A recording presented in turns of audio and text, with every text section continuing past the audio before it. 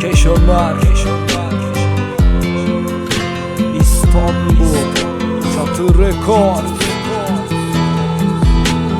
Sar beni kollarına güzel yarim, kara kızım deniz gibi gözlerin. Sen umudum, benim her şeyim, ay yüzlü sevdiğim. Gülemez gözlerim sen olmadan, senle açar güller solmadan. Geçer ömür hiç usanmadan, benim her şeyim yarim. Hayallerimin ardına kurduğum bir dünya gibi gözlerin bugün.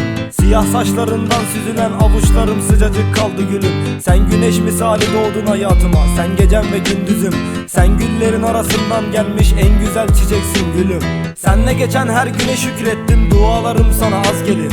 Her şeyim ayrı bir güzel seninle, seninle her şeyim huzur verir. Duraklar zaman sanki geçmiyor, sensiz yabancı bütün şehir. Bir tek hayalim çocuklarım sen, bir de rüzgar cennetim.